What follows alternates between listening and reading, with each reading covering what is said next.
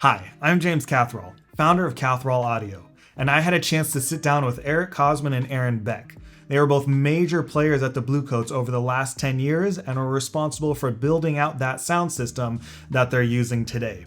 I had a chance to pick their brains a little bit and ask how they built this sound system out, how that planning was put together over these last 10 years to build that monster of a system that they're using today, and how you can use those same types of principles to build out your own sound systems for your drum corps or for your high schools. So, without further ado, here's my conversation with Erik Kosman and Aaron Beck.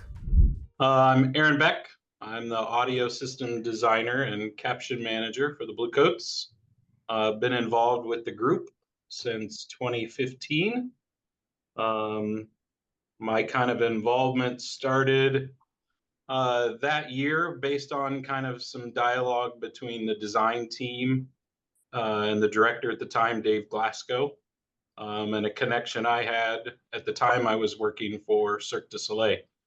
And I believe in 2012, Bluecoats played a piece from Ka, and part of the 40th anniversary of Bluecoats that year and the connection to Ka, I kind of got involved back with the group. That was kind of my start back into the drum corps pageantry world.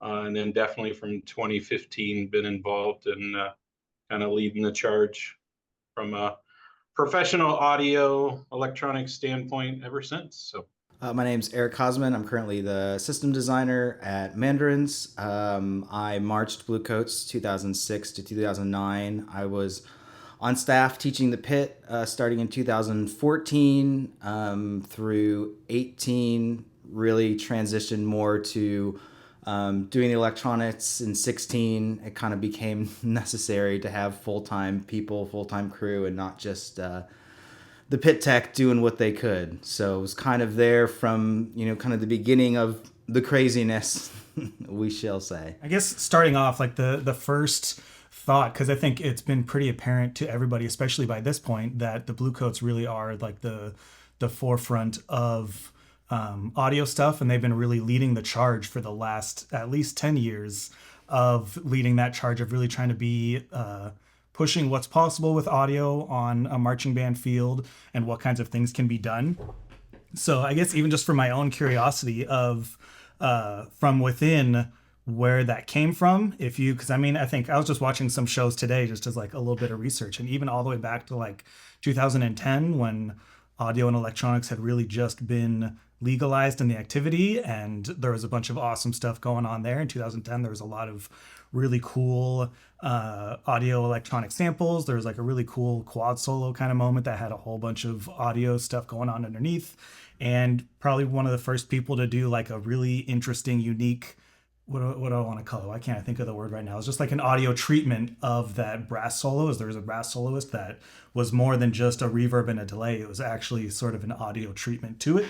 So I guess just wondering for you guys that have been on the inside, is that like a collective, or is there like one person that could really be attributed with coming in and saying, I really want us to be audio forward and really push those limits? Well, 2010, that was Kevin Shaw.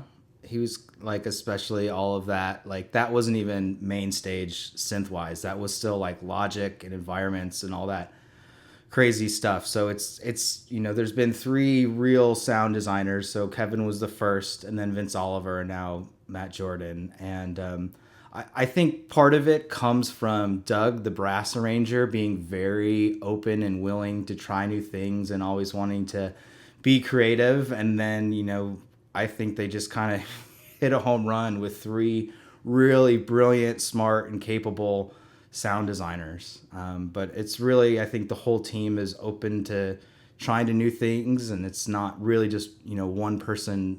Let's do this. It's kind of everyone's like, oh, okay, what do we need to do, to make that happen? yeah, and certainly from my standpoint, and probably maybe one of the things that sets us apart is we have the perfect marriage between the art and the science. And I think that's certainly where my expertise came in with the group is, you know, like Erik said, Kevin, Vince, and Matt, creative geniuses in terms of samples and sound design. But I would say prior to 2011, even really 16, um, the systems, loudspeakers, consoles, were put together on shoestring budgets and treated as a 1 year investment. We're going to buy two loudspeakers. We're going to buy the simplest mixer we can buy, put it together with extension cords from Home Depot, and not really think about the science or how the system goes together. Um, and looking back, my background, certainly I didn't touch on it, but I marched Bluecoats 95 as a cymbal player, so proud alumni to get reconnected with the group. But after that, I went on and started a professional career in the real world of audio. So I kind of knew Broadway's where I wanted to be. I spent 10 years touring with some of the biggest Broadway shows in the world. Spent 5 years with The Lion King. I opened that company in Denver and a company in Chicago. Worked on Mamma Mia. Worked on Beauty and the Beast, and then certainly transitioned into Vegas and spent 13 years with Cirque du Soleil. So I came into the activity with the real world experience and knowledge of what the right mixer was, how should we use the right loudspeakers, what types of cables, power systems, multi-channel audio systems should be put together to really support the creative side. And if I would say, Erik, you agree with me or not, but prior to that, it was really kind of a pit tech trying to figure it out and some creative designers to create the samples and the moment. So, I think kind of our success has been, I don't design samples. I don't, that side is not me. The guys, the music design team comes up with a concept. They reach out to me and say, hey, we want sound coming from this part of the field. We want to do this type of amplification. And the nuts and the bolts kind of is where I come in and leverage my experience to kind of put it together in a real professional way so it works every night and it does exactly what the music team wants to do. Yeah, I think really before 2016, there was no real audio budget because most groups were probably sponsored by Yamaha, and so you would get that kind of sweetheart deal. So you were kind of locked in, to their offerings, which was the more like consumer grade stuff. And so, the thought of spending what we spend now on a console or on speakers or whatever was just like, there's not even a budget for that. And so I think as we've evolved to wanting to do these more professional level things on the field, we've been able to say, hey, those things, to do it right, you need to do this equipment, and to make sure it works every night, it has to do this. And so thinking of it as its own caption, that was kind of the coolest evolution to me, is from this kind of like, okay, pit tech, like just make it work, to like, okay, this is someone's domain. There's a staff budget, there's an equipment budget. That person is in the discussion with the caption heads about like, what do we need and who's getting stadium time and all of these things. And so treating it like any other section, I think, has really been kind of what has elevated it, instead of just kind of some add-on thing that, we hope works. And if you could, Aaron, if you could maybe speak a little bit more on the science side behind it, of what kind of preparation, like what kinds of things you're looking into. I guess specifically of how you guys landed on the current mixer that you use. It's landing on the Allen and Heath D-Live stuff, and what kind of like power consumption calculations are you guys doing, and how are you guys figuring out what kind of stuff you're going to need as far as power distribution goes? I mean, certainly back to the history, my first year involvement, connected with the director, connected with Vince. Vince flew to Vegas. And at that point, we got together and he said, this is what we want to do. 4 field speakers around these pods. We want to have microphones there. And I'm like, great. What's the budget? And if I had to guess, I was probably the first one to say, what's the budget? So a call to the director, and his comment was, what do you mean, what's the budget? And at that time, I'm well versed in knowing I can sell an audio console for $2,000. $50,000, $250,000, right? So then it was kind of working through what we wanted to spend, what we could spend, and then get kind of the outcome that they were looking for that. So that was the first year. I think we went away from Yamaha and used the Behringer X32 from a standpoint we could do a remote stage box. That was kind of the first evolution. So it was, we don't want to run copper to the back of the field for the microphones and loudspeakers. So let's figure this out. And that was kind of the start. 15 for the most part was a remarkable season, and we pushed the envelope way past where we probably should have been able to. Erik will admit lost a few years off my years off life his that life. season. But that's what you had to do back then. We ordered all the cable for the field speakers in bulk on a spool, and I just took a day, and I remember we were at a movement site, and I just ran the cable from there to there, and I just sat with my soldering iron on the back sideline and soldered every single cable. And then we wanted to tech flex the power and the audio together, but like the tech flex wasn't in the budget, so we went to Home Depot and they bought like every roll of black electrical tape they had, which probably ended up being more expensive. But then the poor kids went and they electrical, it was kind of like, what can we do to make this work? Not what, like if we were doing that show now, like it would look, because we even talked about, even back then, using the Cat 5 analog snakes. We're like, this would be perfect. It's smaller cable, but like the price was just like, it was not in the cards. So yeah, it's cool to see how far it's come. That's for sure. And my involvement that year, I kind of gave some broad strokes to Vince and said, hey, we should buy these speakers, this console, this stage box. But I didn't really then have any involvement in terms of how it went together. That was Vince and Erik kind of just figuring it out on the fly. But we made it through that year. I think Dave Glasgow saw something, that we could continue to do. And that's when he reached out and said, hey, we'd like you to come on full time and really lead the team.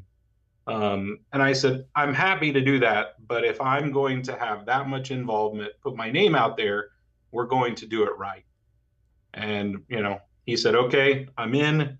And that year we made the first investment buying a professional mixing console that had more than 32 inputs, ran at 96 kilohertz in terms of sampling rate, had better preamps, had better scene management. So I did a lot of research that off season to try to figure out what the best product was that didn't kill the budget. The last thing I want to do as being an alumni of the Corps is make the Corps go broke.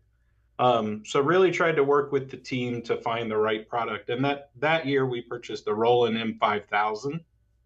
And it was a fairly new product from Roland at the time, but it kind of lined up with the requirements we needed. It was an open architecture console. So it was 128, whatever you wanted. It could literally be 127 by one output. So from a multi-year, hey, Dave, we're going to spend $25,000 on an audio console. We need to look at it as a CapEx purchase. We're going to depreciate it over 5 years and use it for at least 5 years. I knew right away, if one year I needed 96 inputs and X number of outputs, I could. If the next year I needed more inputs and less outputs, I just had to make that trade-off for the 128. So that was kind of really the first step to upgrading the system. And to me, that was where the money needed to be spent first. 2016, we still use point source Yamaha powered speakers. But we did expand from what I would call traditional left-right to multi-sources across the front. So that year, the front ensemble was spread out. We were able to pan the front ensemble, so the electronic amplification matched the acoustic energy. We were able to have more panning across the front for effects. And then certainly we added the speakers on the field on either side of the main stage so that the soloists on the field were amplified in the same location as they were performing. So I would say that year definitely spectacular again. But we really invested in the console, used a similar speaker system, but more of them, and really looked at where they needed to be placed for proper amplification of the group. Erik, that sound about right? Yep.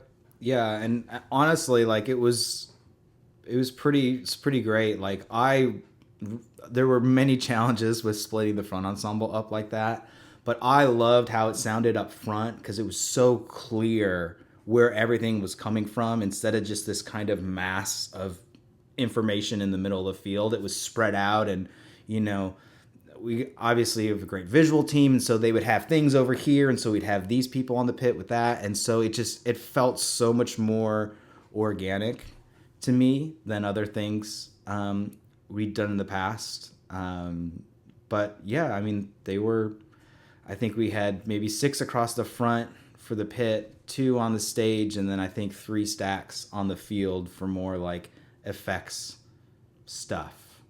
So we kind of had that localized amplification in the front and the back, and then kind of effects speakers. But yeah, the mixing console that year was a game changer for being able to put the sound. Like when we used the X32, we had to kind of do some creative engineering to get stuff to go kind of where we wanted, and with the new board it was so much easier and on the fly too. So we're in rehearsals and we're like, hey, can we get that sample back here, can we get that over here or whatever, and it was just like, yep, boom, easy. So that was a huge upgrade.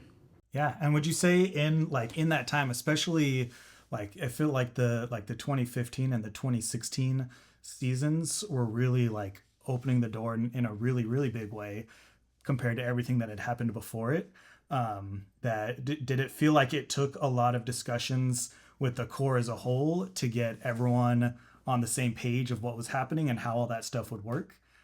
In the way that definitely like it at this point it's added a new section to the drum corps that needs field time. Is I guess in my experience what I've noticed is that now it's not just the color guard needs the field and the brass and the percussion, it's like also audio needs time on the field.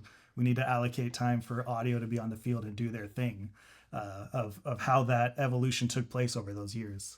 I think one of the things that was special about that time was because it was kind of a ramp, like 2014, we obviously did the pitch bend and like we went heavy into repertoire that was electronic. So we had all these samples and it was kind of like, oh, that's a cool thing. And then, 15, and it was kind of this evolution that everyone was like, okay, nobody knows how to do this. And we kind of just worked organically together, and it kind of just like there wasn't like ever like a really hard battle or whatever. It was just like, hey, we need this to be able to do that.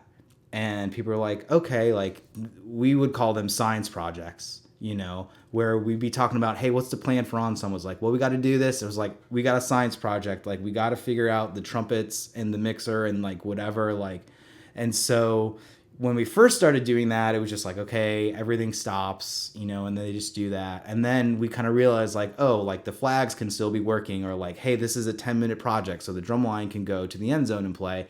And so the whole staff kind of figured out a way to still be productive, even if that wasn't planned. So if we were in the middle and just something wasn't going right, we'd be like, hey, we got to take 5 minutes and figure this out.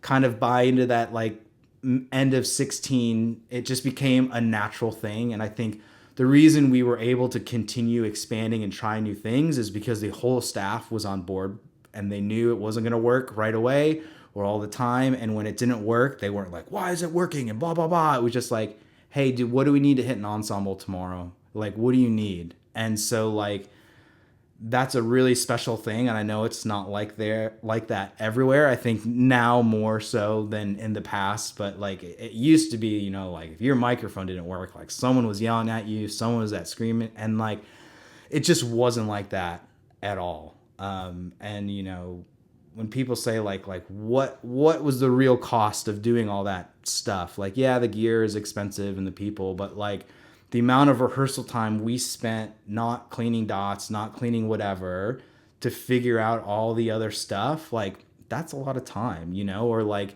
hey, we've got this awesome stadium, but like the front ensemble needs to get the sound system tuned and whatever. So like that's a very big expense if you're, a color guard trying to get in that high vantage point to finally clean everything, and you got to split your time. But everyone was really like team focused, and like it was a really, really special place and time. The other thing might not get mentioned enough, or certainly probably not known, is certainly my theatrical background matching with the experience John and Jim came from Blast and the Brass Theater, I think has just been, a perfect marriage. We talk about other people worried about that. We need to remember Blast had 35 individual horn mics on stage. So this concept of now we're putting individual mics on the horn section, that's not new to John and Jim. They've been doing it in the past on a theater show. Time for lighting, time for audio, as those shows were created over the years, kind of was a natural fit to them. So for my background to come in and provide those same tools they had on a Broadway production, hey, I don't have to bring the trombone soloist to the front sideline to a wired mic. We now have professional wireless systems, and John can stage them wherever they want. I think that marriage of their theatrical background during those years of Brass Theater and Blast with my background of Cirque and Broadway just kind of matched perfectly together to really open the creative doors for those designers to do whatever they wanted. Well, that's another good point too that I think probably doesn't get discussed enough is you hear all these electronics or these cool brass effects or whatever, and you just assume that it's like the electronics designer, it's the brass designer. But a lot of the times it's the visual folks, like the speakers on the field. Like it was like, okay, John didn't want to keep bringing people to front sideline for the solos. So it was like, okay, well, how do you do that? And like, well, if they're on the field, it still sounds okay. Well, how do you fix that? Like the front ensemble, I think, one of the pit techs had always wanted to do like the pods thing, but then I think it was John's idea was like, well, what if they were spread apart and we could come in between, So I think that's another thing that's maybe more unique is there's all ideas from all different people. And then it's kind of like, okay, how do we make this work? How do we bring their ideas to life? And I think it took me a while to get used to it because, Vince would be like, hey, we're going to do this. And like, we want to do that. I was like, oh, that's super cool. Like, how are we going to do that? And he goes, I don't know. And so what was really fun was just like figuring out, like in 2017, we had that huge stage and there were, I think, 10 mics on it and then 2 speakers in front. And, the core marched through but it was a segmented thing, like 4 or 5 sections. And so the challenge was, okay, how do you wire that thing in a way that members aren't marching over cables because they're marching through the pathways, but that you can quickly connect it because it comes on in pieces. And so like we ended up putting like industrial strength Velcro on the corners, kind of where they marched through, and then these big tabs on the cable because there was a snake that went to the front. And then we kind of daisy chained like you would a front ensemble with keyboards each section. So it was kind of one snake and they went and they stuck it up. And then so they marched under the cable. No one was marching, and it was fun to I probably went through 3 or 4 different ideas of how to make that work, because it's like one thing to just see it in the abstract, but then be like, okay, it has to come on in pieces. It has to connect in like 30 seconds max. And then it has to break away at the end. Like, how do you get all those variables together? Like, it was a lot of fun figuring all that stuff out. Yeah, and that's super cool. And I think Aaron, like that, I think even just for me wanting to pick your brain, that I think all the stuff that Erik was just talking about is awesome. And I like all that kind of stuff. I always feel like I've only ever existed in the marching arts community, that like what I'm just curious about the Venn diagram of challenges between like the marching arts activity and then doing more of like a professional Cirque du Soleil type of thing. Because like the stuff that Eric was just talking about, obviously, I'm sure you don't really have to worry about it at Cirque du Soleil, that you have much more than 2.5 minutes to set up all of your stuff. Of what kind of challenges presented themselves that were like different and similar between those two different types of communities. I mean, it's still a lot of problem solving and unique challenges, thinking back to the Love creation. I don't know if you've seen that show, but there's a radio controlled bike that comes in and is essentially a character. Um, and one day we're sitting there and Jonathan heard it and, hey, I like that squeak. Can we put a wireless mic on the trike? And we did, to pick that up. So a lot of the challenges in the marching arts activity are similar everywhere else.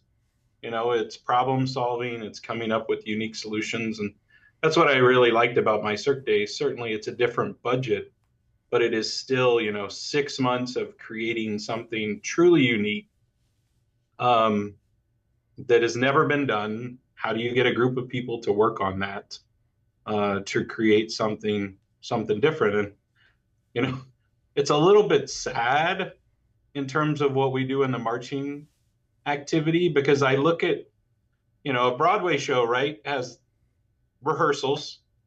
Then you get to the first show, which is usually a month of previews that lead up to opening night, with the goal then the show runs for 20 years, right? And in a lot of ways, what we do in the marching activity is that first show is previews, and our finals night is opening night, and then we're done.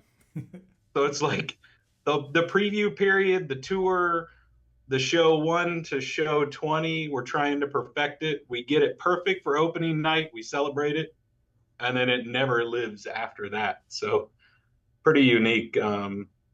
But certainly, I think the big developments back to, not to get totally sidetracked, but with Bluecoats 16 and 17 really were the upgraded console, powered Yamaha loudspeakers, and then certainly a real plan. In 16, I put together a full drawing package. So in AutoCAD, in real dimension, I've got the dimensions of a football field. So when we moved into spring training, I knew this cable needed to be 50 feet. I knew this cable needed to be 200 feet. We bought those things in advance and we showed up really for spring training with a plan. And I would say prior to that, it was throw down a bunch of cables and figure it out. So I would say 16 and 17 really developments console, better powered loudspeakers, and then definitely a full drawing set so that the visual team knew, down to where the drum major podiums go. That hadn't been considered. Well, are they on the 40? Are they on the 35? Oh, we forgot the loudspeakers. We wanted them on the 35, but they're where the flow stands go. Like all of those things really got pre-planned and we rolled in. So there were no surprises when we started to create the show those 2 years. And 16 compared to 15 in terms of that was night and day in terms of how we started, how quickly we got the system up and running, and were able to kind of figure out the small details, but the big details were kind of pre-planned 16 and 17. That was also the first year where I stopped teaching the pit and was just doing audio. We had an intern the first year. It was me and an intern in 16, and then I think in 17 was the first year we had actual audio staff. So it wasn't just me. I think 16 it was like I was on the road except for like, my week or two band camp. The intern took over and then I was on to the end. Like that was how it used to be, if you're a pit tech or whatever. And 17 was the first year. It was like, okay, I'm going to do, these 4 weeks, then this person's going to do these 4 weeks, and we're going to, so that alone, because now it's not, you're just worrying about the audio system. So if there is something or whatever, you're not, scatterbrained. You're not like, oh, I got to clean this pit run later. And like, they're really not with the bat, you're just able to focus on just doing the audio thing. That for me was a huge shift too. Yeah, and I feel like that's been a big shift in the activity that's just like continually been like trickling down. That it started with those top groups because I think I marched Blue Devils and was an alumni at Blue Devils, and I think that was right around the exact same year. It was either 16 or 17 was the first year I remember Blue Devils putting out a big post that they were looking for a specific audio intern, and that was like the first, and it was like a big like, oh my god, they're actually getting a person just to be an audio intern all summer and making it happen. And now it's like slowly trickled its way where I think that every drum corps at this point understands that an audio thing is a specific role that needs to be put attention into, and is like working its way at this point. I think for in my experience of what I've noticed is I'm in Southern California, that it's also really starting to trickle its way through high schools now, that a lot of band directors are really understanding that it's not fair or appropriate or even beneficial for anybody to put all of that on the front ensemble and just expect your front ensemble staff to figure it out. That now at this point, it's we need to be bringing in somebody that at least somewhat regularly is purely focused on this, knows how it works, knows how to set it up, and can make it happen. And the front ensemble people can focus on actually teaching music and developing the players and doing all that stuff. That I think it's good to see that it's obviously taken time. I mean, at this point, it's almost 10 years of that slow trickle down for everyone to kind of understand. I think there's still some people getting onto that boat and starting to fully understand, but it's definitely good that I think that that's the way that everything is heading, the activity is going, which is cool. Yep.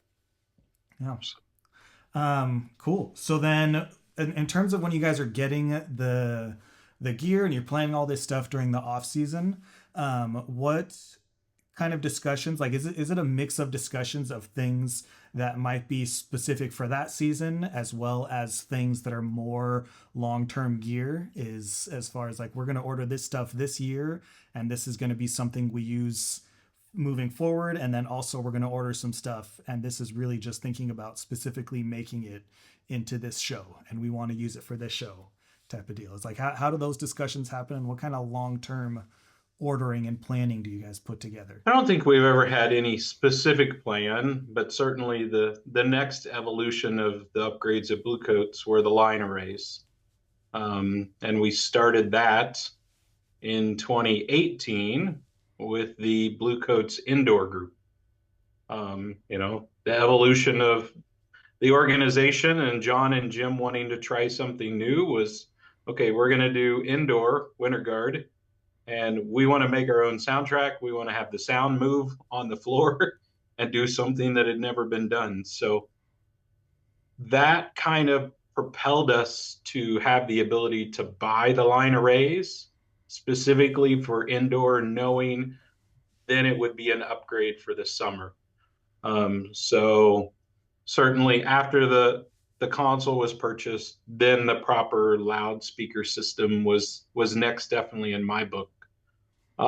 So same thing, certainly know there's every price point in terms of line array systems, from the top big three manufacturers down to a middle group, and kind of through some research discovered that RCF had a product that kind of fit the price point, had a connection, and kind of went down that road for the group in terms of loudspeakers. So certainly upgraded that in 2018. We then rented some additional line arrays for the field for the summer. So we didn't have to bite off purchasing all of it at once. So 2018 was the front line arrays. We then rolled into 19. We purchased the rental system used. So we were able to save some money there. And then kind of built out the loudspeaker system with the console, and kind of just some smaller upgrades year by year, cable, audio multi, to kind of get us to 19, where we were all line array, of a couple different flavors, RCF 6s and 20s, just kind of based on what was available. So certainly that would be from 16, 17, 18, 19, 4 or 5 years to kind of go from what we would consider that $10,000 Yamaha purchase, up to kind of a more professional system. Five years kind of was the plan with that. Um, and kind of back and forth based on the show. You know, we did the field speakers in 16, 17. There was really a point of it. It was there for field amplification for some platforms and staging. We did the field again in 18, maybe not quite as effective, didn't have any specific events. 19 went away from the field speakers. Um, so kind of just have evolved the system year to year to get kind of where we're at today. Didn't have field speakers in 21, but then the team felt like they did hold some value based on the show concepts for 22. Specifically with the start of that show, we had some stuff that was in the distance. We knew we wanted to do some field reverb and solos, so brought the field speakers back in 22. 22, again, trying to be smart, we rented from a high school that system. So we did some small upgrades in 22 after the pandemic, trying to be smart and not spend a ton of cash, and then bought the field speakers going into this year after renting them last year. So just kind of every year has been working with the director, with Mike and Jen. What could we potentially spend? These are the next logical steps for upgrades, and kind of just every year looking at how we make the system to that next level, more stable, more redundancy. Um, you know, the evolution of the mixer console, we used the Roland for 7 years. It got to the point we probably could have pushed it another year, but it was a discontinued product. If we would have had an issue, it would have been tough to find a rental, load a show file. So we made the decision to upgrade to the Allen and Heath 2 years ago. Same thing, you know, if a group doesn't ask the experts that know this technology inside and out, probably the right decision doesn't get made. Allen and Heath has two series. They have an S series control surface and a C. Most groups use the C, it's a little cheaper. I looked at the standpoint, the S has redundant power supplies and it has redundant connections to the DSP. The cost difference between the two to add those two redundant features, I felt like were a complete no-brainer. So that was, you know, leveraging my experience to know really what looks on paper to be two very similar. One's 20% more. But at the end of the day, we went with the S series primarily for those two key features. So, you know, certainly Erik's on the group, I'm on the group. There's a lot of really smart audio professionals that high school groups, band directors, percussion directors should really leverage that experience to make the right decision. Too many people buy an audio system 3 times because they think they know best. They think saving 20 grand is worth it, and they end up spending 60 because they bought a system for 20 that they could have bought for 50, that they spent 20, 20, and 20 and still didn't have the system that if they would have leveraged an expert, they would have got that system right the first time and not have those issues. So I can't stress that enough, that leverage the experts to make the right decision. And when they say, I'd spend the extra 1,000 on a wireless, you know, if you don't have $1,000 a channel for a wireless, I wouldn't go wireless. Don't think you can do it for the $400. And when the expert says, if you don't have $1,000, trust the expert. Don't go to some no-name music store and buy something you think will work and then be surprised when it doesn't. Yeah, I think the biggest thing that, you know, when I'm working, you know, I've got clients of all sorts of budget types. And not the biggest thing is like, don't be afraid to wait a year to do a thing, and don't be afraid to change what you want to do if you can't do it right. You know, you really want this wireless soloist, but there's just no way you can buy it. Like, there's no way, like, is there a way to get that person to the front? There is. Like, is it as great visually? Like, no. But do you want it to work 100% of the time, or do you want to roll the dice on like one of the most important parts of your show? And it's really just about, managing expectations of like, hey, we want to do this. Okay, what's your budget? Okay, well, your budget's down here. With what you can afford, you can do this, this, and this.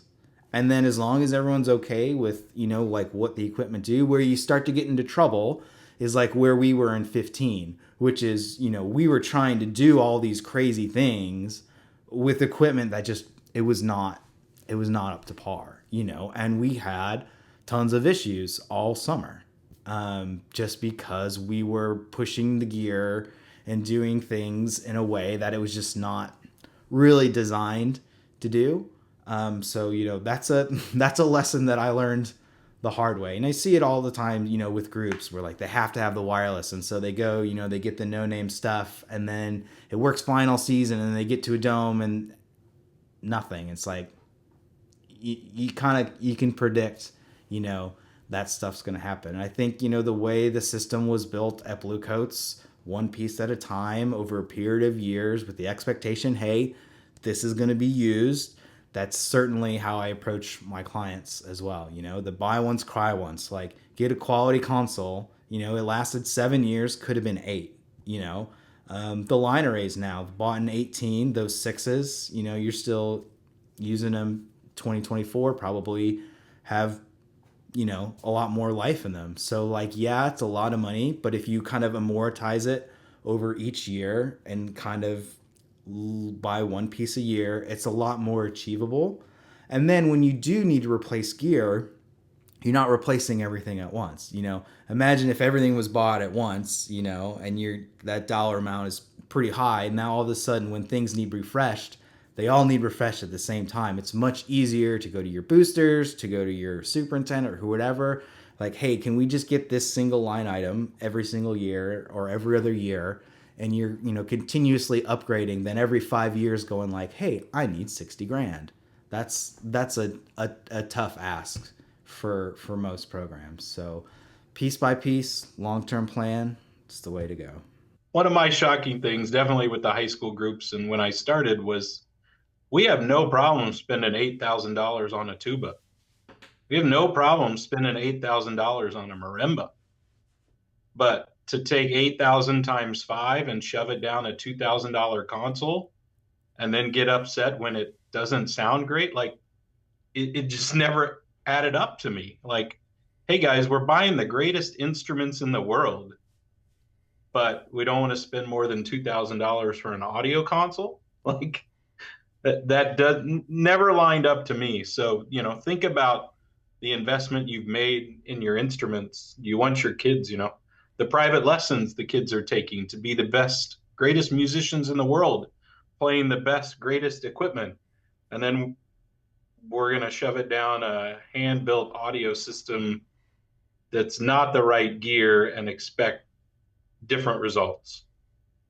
So kind of just that knowledge and teaching of those trying to do this, that it's not as easy as you think. If you guys could speak a little bit more on planning the system, when you guys are putting a system together for a high school, or maybe suggestions for a high school, maybe if they don't have a system at all, if you guys have like a priority list of this year over year type of deal, what would your priority list be of like what is the thing very first, like this should be your highest priority of put the money here, and then after that put the money here, and then after that put the money here?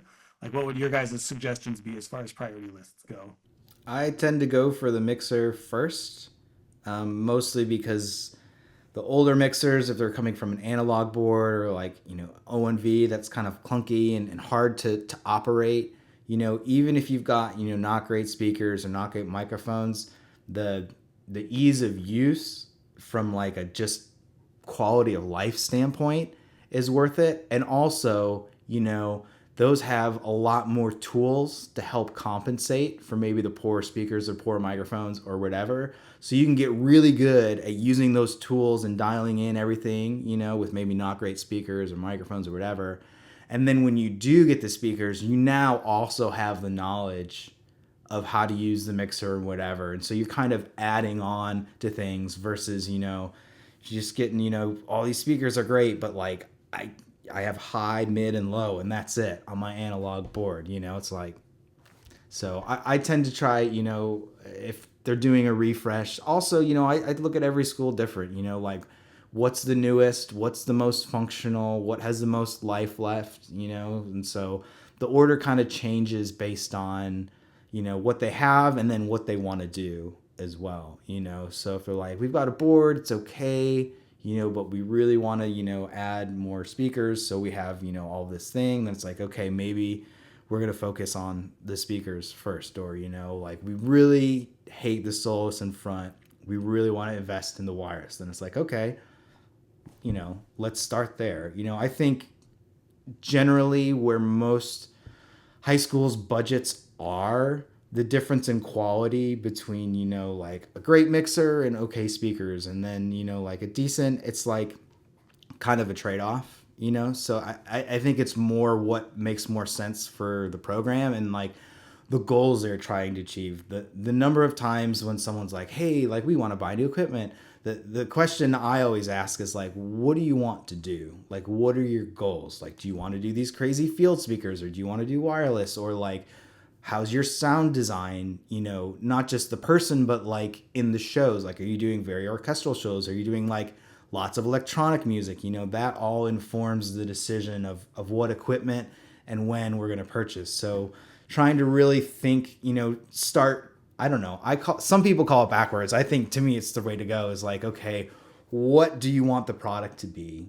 And then let's work backwards and make sure we have the right equipment to achieve your goals. 100% agree with that. Definitely case by case, but just trying to be smart and think a couple of years down the road. 3 years ago, Academy reached out. They were ready to make the upgrade. And we went back and forth. Is D Live the right solution for a console that has 128 inputs, or the new Advantis that just came out, 64 inputs? And my question to them was, do you ever see a time that you want 24 wireless? And the answer was, yeah, 2 to 3 years, maybe. Okay, then the decision is D Live, because 64 is not enough to do a DCI front ensemble with 4 to 6 channels of electronics and 2 soloists. We just run out. So trying to think a couple years ahead, the D Live might be 30% more. But like Erik said, buy once, cry once. They've got it. And if they want to add it in the future, they can. But, even in the budget range now, the Allen and Heath SQ series now has 48 inputs for $5,000 to $6,000. A high school group that's got 30 inputs in a front ensemble, some soloist, it's more than acceptable. That's what we use at Mandarins. We use an SQ7 because in our pathway, this is kind of the way it worked out, and like it does what we needed to do. But also, when we talk with the designers, we're aware of our limitations in terms of channel count and whatever. And it's like, okay, like this is what we can do. And then they design a great, product within the parameters. But because the team is on board and whatever, it's cool. Where you get into trouble is where it's like, we don't want to spend the money on that. And then the demands for, well, we need to add these shotgun mics and we need to add this. And then now you're trying to, well, if I use the aux in, I can use a 1/4 inch of that. And then like, that's where stuff gets weird and it doesn't work and it doesn't sound good. And so, again, having everyone on the same page with expectations, and I just love being like, hey, this is what we have. This is what it can do. If we want to do more than that, then we have to get additional equipment. And if you do, awesome. If not, it doesn't matter to me as long as we know, what the expectations are. Yeah. I think like between both of those things that you've said, like the bigger one too is kind of hearing the discussions at Bluecoats and all the people involved. Is it also is really helpful throughout an entire design process, whether it's a high school or a drum corps, is to always have that type of audio person in the room that can not necessarily douse all the flames and be the wet blanket on top of everything, but is to like to make sure that's always part of the discussion.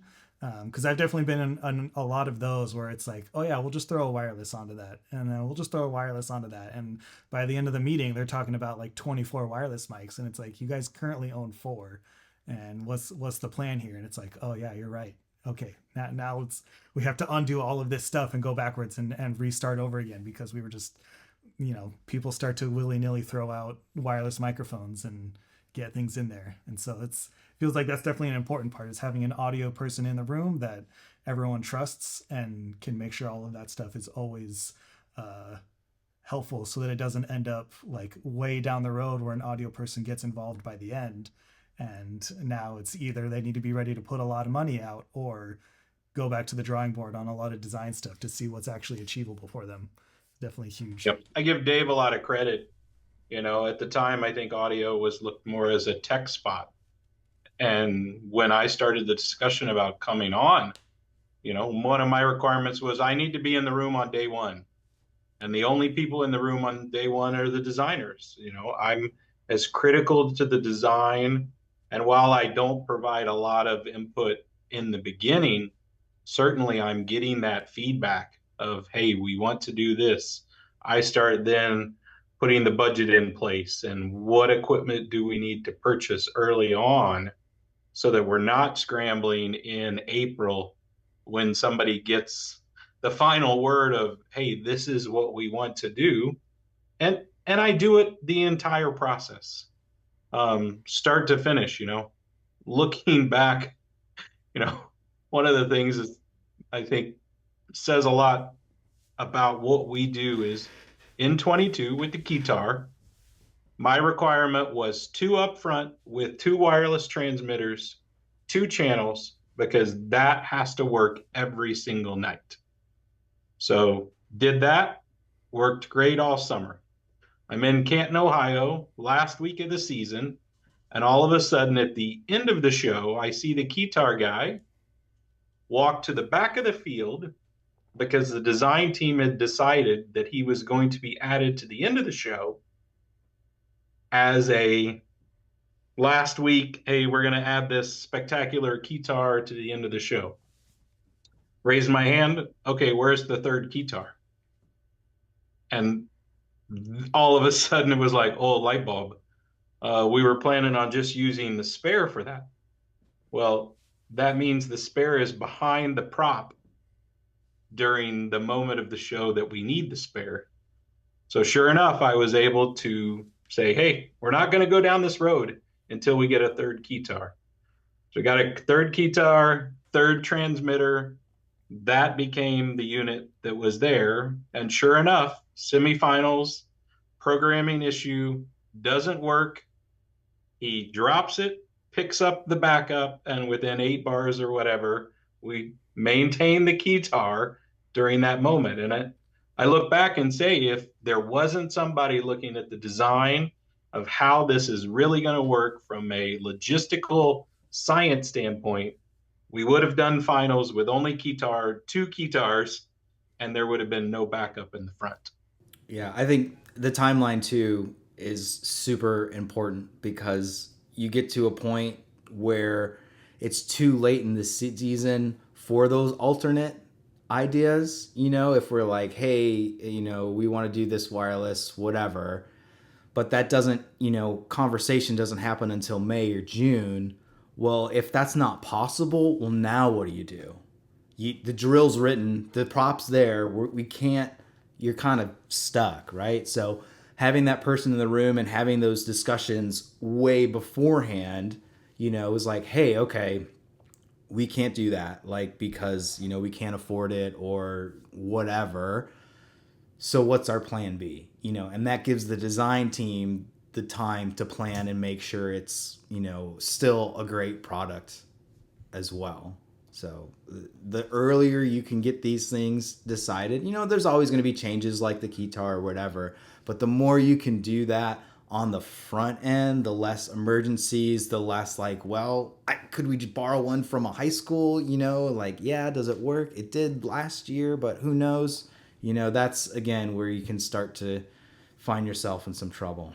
Yeah, I think that backup plan stuff you're talking about as well is huge, and I think that's one that, I mean, even for myself, that I'm learning from this conversation right now and making sure that that's a major part of all of my plans for everything moving forward, because I think that's important, but it's also like it can be a tough sell, and you need to make sure you go into the conversation the right way, because that's one of those, I know that I would get to the end of the season and you'd have the backup main stage redundancy stuff with the play audio gear, and they'd say, "Why do we even have it? Like, it never even happened." And it was like, well, the day that it does happen, that money will instantly be worth it on that one day. Like, in one day, it will show its value. Even if for a whole season you never need it, but then the one day the next season that you need it, it instantly was worth all of that money. For It's a example, much easier sell when you don't have it and something blows up. But do you want to wait for that to happen? 2018, we had our singer, and she was on like a hardwired mic and then like another one that had like a transmitter. But, that's a major part of the show. Like, if that doesn't happen, there's just a giant hole. So, like, she traveled on a chair from here, and then they picked her up and they whatever.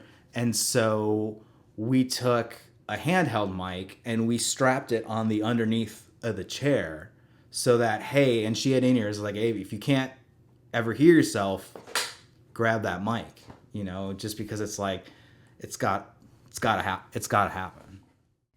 It's a lot of my background, it's a different level when you're at Cirque or Lion King. It's got to work every night. And things like two transmitters on your stars with two microphones is the standard thing. I mean, last year, that flugel solo that was up on the prop, a lot of people couldn't tell, but it was key enough to the show. There was an additional transmitter that went to a mic that was on the prop itself, because we couldn't get two mics onto the instrument, but we wanted to have a backup in place. It was critical enough. And as I'm looking at the systems, the spares and the redundancy, definitely I'm considering from day one. I'm leaving 12 input channels blank, so that when the designer says, "Hey, I want to add a mic on the Crotales, or we're going to do hand claps," we've got it. We're going to rent 36 channels of wireless, but I'm only going to dole out 28 of them. And I'm going to keep 4 as spares, because I know at some point somebody's going to say, "Oh, well, we were planning to do this or this change." So I've got those kind of in reserve. And then really looking at what is critical. We rehearse these shows over and over and over, so it's perfect. So why should we not take the same level of detail to try to put in those tools that will help us achieve the same result from an audio standpoint as, micro drilling a set for 2 hours to make sure the interval spacing is exactly the same. yeah, and I mean, for high schools, I typically have given them a similar suggestion, that there's value in using gear that everyone else uses. That a lot of high schools use the Yamaha TF series, and so if you get a Yamaha TF series and you're in the lot and something's getting weird, there's a much higher chance that someone else in the lot also has that. And you could say, "Hey, can I borrow it after you guys are done performing?" And they're like, "Yeah, here you go." You hand it to them, you load on from your flash drive, you load it in, and you got it all ready to go. Compared to if you're using some other random one that you found somewhere that no one else owns, and it goes down, and now you're out of luck because there's no other backups. That has value, to use similar gear that might be in a high school warm up lot and just be able to borrow stuff. That I've done that stuff for a lot of other groups, is handing over laptops and MIDI controllers and all kinds of things for be able to just borrow in the lot and help each other out. I think also has a lot of value for that fail safe type of situation. Cool. And then I guess For me, that basically got down my list. I guess the last thing that I think would be cool, if either of you guys have uh, resources or videos or books or anything of that nature, for maybe band director and front ensemble types that do want to be able to have a better understanding of the audio side of things. I guess outside of going and getting a formal education somewhere, if there are some awesome books and videos and any other types of resources that you think are really helpful for specifically like marching arts type of situations, I think would be awesome if you got any suggestions. The first one is the Facebook group Marching Arts Audio Discussion. Just an invaluable treasure trove. You know, not only are kind of really everyone in the community that's on there, but it's been around for a while. And so, like, if you, not to put my moderator on, but if you search first, and it's cool because people will search and then they'll make a comment and I'll go look and I was like, man, I don't do it like that anymore. Like I found a better way, you know? But one thing that's really special about the audio community in drum corps, in marching band, is it's so like open source is the best way I can describe it. Like if you ask anybody like, hey, how did you do that? They're going to send you everything. They're going to talk you through it. Like it's no like, oh, I'm not going to show you how I EQ my flute. It's like, oh, here's what I did. Like, here's the console. Like, I don't care. Like, we all just want it to be better and good, and we've all been there. And so, don't be afraid to ask for help. I mean, I get messages all the time, like, "Hey, what mic should I use?" Or how did you do this and how did you do that? You know, with that group and this group, and happy to help.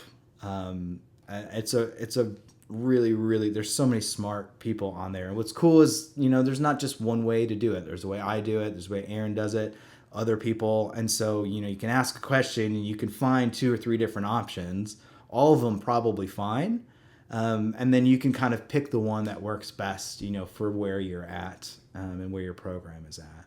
Yeah, I mean, certainly thinking back to my start of career, I think it's still around. The Yamaha Yep.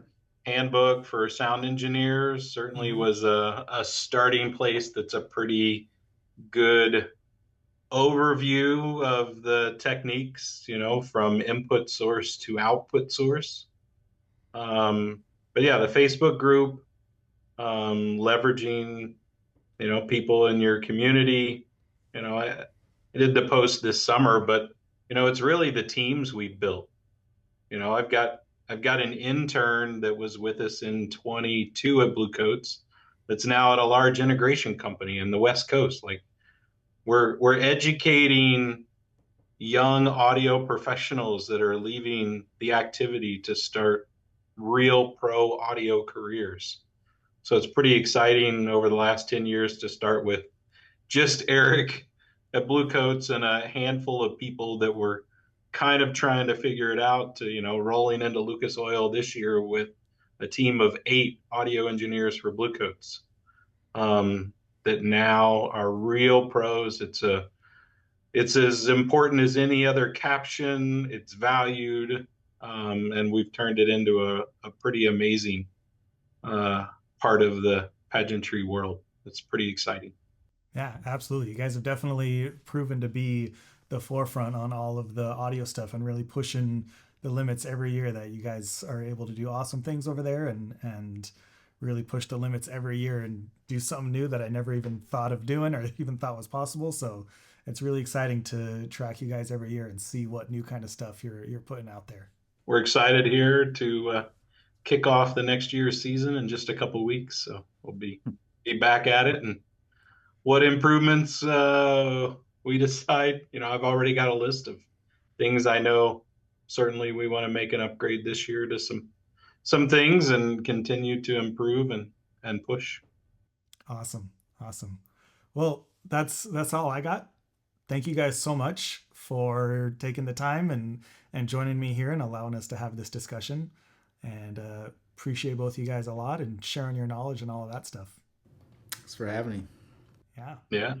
absolutely. Thanks for having us, and thanks for all the content you're putting out and educating the masses. So it's great stuff.